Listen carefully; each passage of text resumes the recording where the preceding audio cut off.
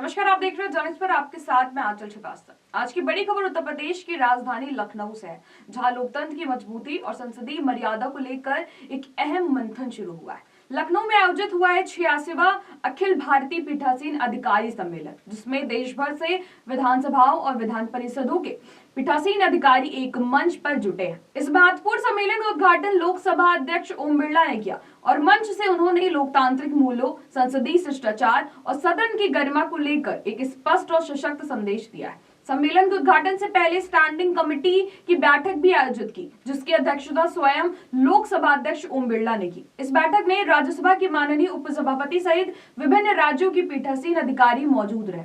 इस अवसर पर ओम बिरला ने कहा है कि पीठासीन अधिकारी का पद राजनीति से ऊपर होता है। उनका आचरण न केवल निष्पक्ष होना चाहिए, बल्कि जनता को वो निष्पक्ष दिखना भी चाहिए। उन्होंने साफ शब्दों में कहा है कि लोकतंत्र की आत्मा सदन में बसती है और सदन की गरिमा बनाए रखना पीठासीन अधिकारियों की सबसे बड़ी जिम्मेदारी है। लोकसभा अध्यक्ष ने इस बात पर भी गहरी चिंता जताई है कि देश की कई राज्यों में विधानमंडलों की कार्रवाई का समय लगातार घटता जा रहा है। उन्होंने कहा कि सदन जितना अधिक चलेगा, उतनी ही अधिक सार्थक गंभीर चर्चा संभव होगी। विधायिका के माध्यम से जनता की आवाज शासन तक पहुंचती है और वहीं से समाधान निकलता है। ओम बिरला ने यह भी कहा कि यदि सदन कम समय के लिए चलेगा तो जनता की अपेक्षाएं अधूरी रह जाएंगी, जो लोकतंत्र के लिए शुभ संकेत नहीं है। आज के डिजिटल युग पर बात करते हुए लोकसभा अध्यक्ष ने एक और अहम मुद्दा उठाया। उन्होंने कहा कि आधुनिक संचार एवं संचार प्रौद्योगिकी और सोशल मीडिया के दौर में जनप्रतिनिधियों के हर आचरण पर जनता की सीधी नजर रहती। ऐसे में संसदीय शिष्टाचार, अनुशासन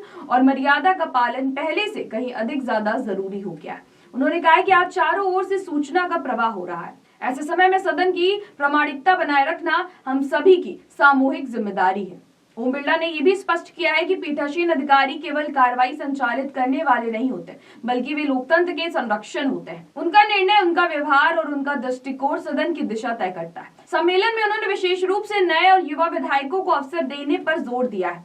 उन्होंने कहा है कि पीठासीन अधिकारियों का ये दायित्व है कि सदन को ऐसा मंच बनाया जाए जहां हर वर्ग, हर क्षेत्र और हर पीढ़ी की आवाज सुनी जाए, ताकि विधानमंडल जनता की समस्याओं को उठाने का सबसे प्रभावी माध्यम बन सके। तो आइए आपको सुनाते हैं कि ओम बिरला ने सम्मेलन में क्या कुछ कहा है। कि राज्य की विधानसभाओं में प्रौद्योगिकी का उपयोग किया जाए, उनको पेपरलेस विधानसभा बनाया जाए, विधानसभा की कार्रवाइयां, लोकतांत्रिक संस्थाओं की कार्रवाई जनता की पहुंच तक पहुंचे और लोगों का विश्वास, भरोसा लोकतांत्रिक संस्थाओं की ओर बढ़े।